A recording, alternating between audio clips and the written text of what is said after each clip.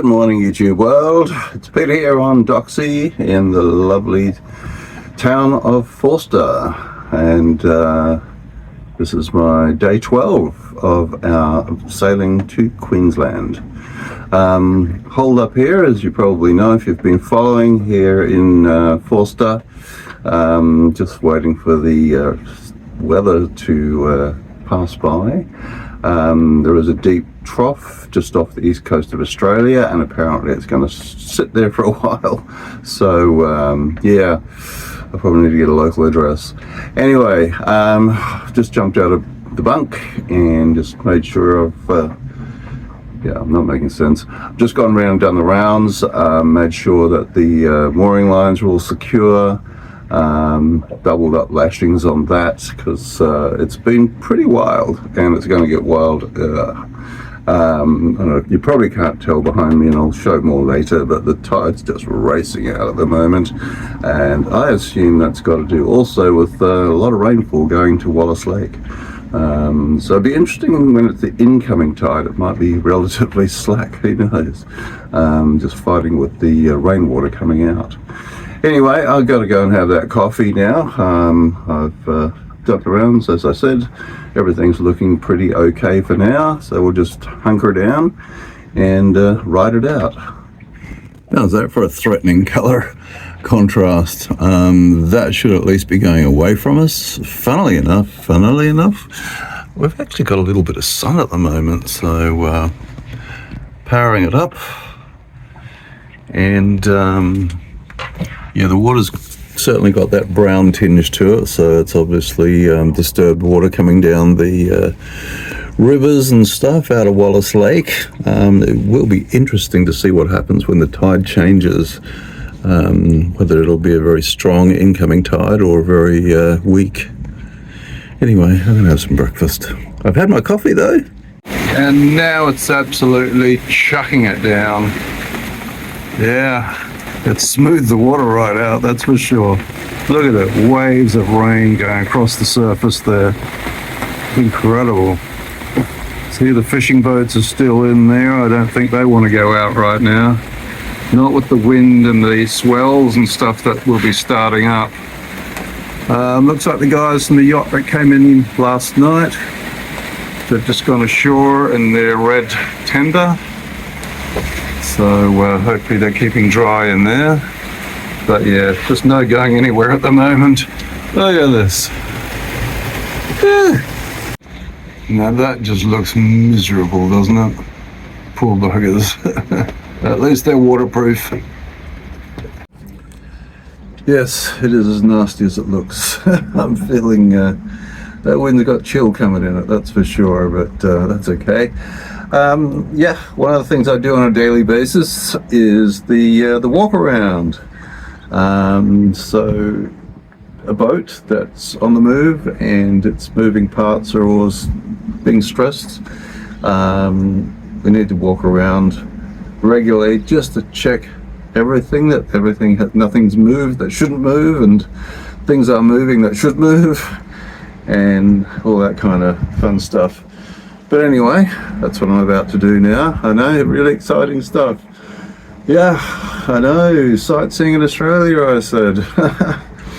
Oh well, it can't be exciting every day, and I don't want it to be exciting in the wrong way, so let's try and prevent those things at least anyway.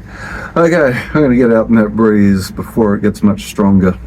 Okay, so some of the first basic things I want to do is to make sure that all the lines, ropes on a yacht are called lines or sheets. Okay, so these are actually sheets. That's the jib sheet. That's the main sheet for the mainsail, and they allow you to pull the sails in and out to adjust them for the angle of wind that you're sailing in. Anyway, just like to make sure that nothing has blown overboard or is threatening to blow overboard. We've got the water canisters here. I've just got them on with the Oki strap at the moment. When I go to sea, then I will tie it down more securely. Oh, great, here comes the rain again. Okay, so I'm basically checking for things that are coming loose, and that includes any bolts or nuts or screws as well. So checking all the stanchions I check the shackles here.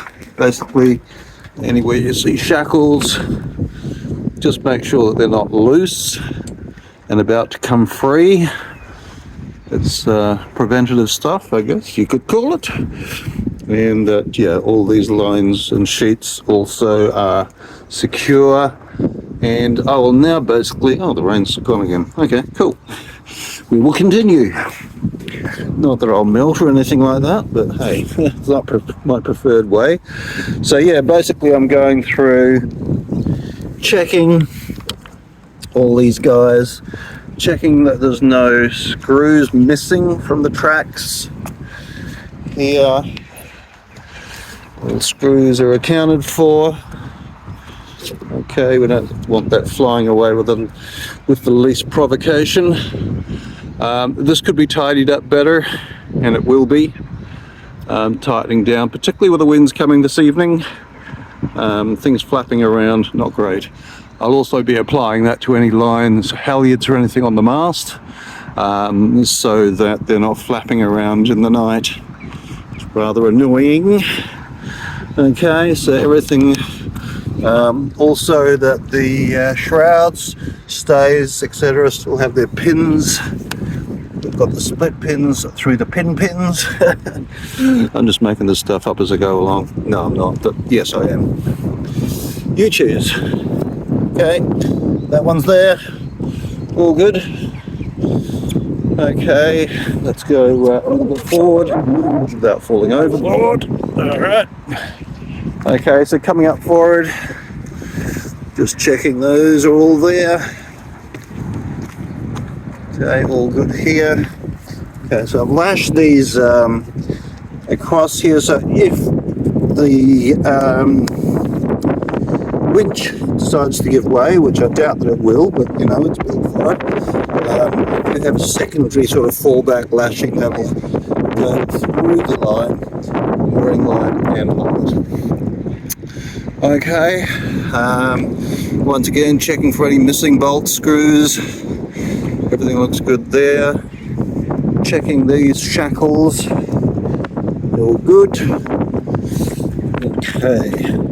This is the part where I'm not looking where I'm going because I'm cameraing.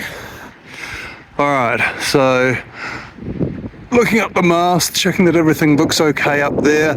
I will get my binoculars out and just inspect that at a closer range, if you like, and then we'll just go back down the other side doing exactly the same thing. Okay, so basically everything looks good. Just checking that all these things are secure. Once again, no missing bolts or screws that I can see, and everything that has a split pin holding it in even, still does have that split pin in it, so it's not working its way out while it thinks nobody's looking.